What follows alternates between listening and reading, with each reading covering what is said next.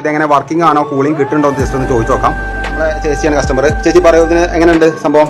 നല്ല കൂളിംഗ് ഉണ്ട്. അച്ഛന്റെ റൂമിൽ എങ്ങനെയുണ്ട്? കുഴപ്പമില്ലല്ലോ. അച്ഛന്റെ റൂമിലേക്ക് അത്യാവശ്യം തണുപ്പ് കിട്ടുന്നുണ്ട്. ഫ്രണ്ട്സ്, അപ്പോൾ ഞാൻ ഒരു വർഷം മുമ്പ് ചെയ്തൊരു സെറ്റപ്പാണ്. കാരണം എന്താ വെച്ചാൽ ഇപ്പോഴും ആ വീട്ടിൽ വർക്കിംഗ് ആണെന്ന് സന്തോഷം കൊണ്ട് ഞാൻ ഒന്നുകൂടി വീഡിയോ ചെയ്താണ് കേട്ടോ. വേറെ ഒന്നുമില്ല, ഇപ്പോൾ സാധാരണക്കാർക്ക് 2 AC ഒന്നും വാങ്ങാനുള്ള ഒരു കറ്റപ്പ് ഉണ്ടാവില്ല, അല്ലെങ്കിൽ കറണ്ട് ബില്ല് കൊടുക്കാനുള്ള സെറ്റപ്പ് ഒന്നും ഉണ്ടാവില്ല.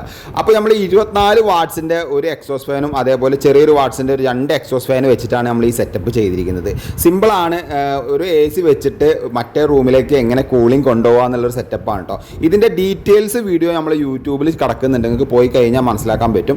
അപ്പോൾ ഇതെങ്ങനെ വെച്ച് കഴിഞ്ഞാൽ 10x10 2 റൂമാണ്. അപ്പോൾ അതിൽ 1.5 ടണ്ണിൻ്റെ AC വെക്കാം കേട്ടോ. 1 ടണ്ണ് വെക്കാൻ പറ്റില്ല. 1.5 ടണ്ണിൻ്റെ AC വെച്ചിട്ട് ഇവിടുന്ന് പോകുന്ന ഇപ്പോൾ ഈ AC വെച്ച ഭാഗത്തു നിന്ന് 8 ഇഞ്ചിൻ്റെ എക്സോസ് ഫാൻ അങ്ങോട്ട് കൂളിംഗ് തള്ളും.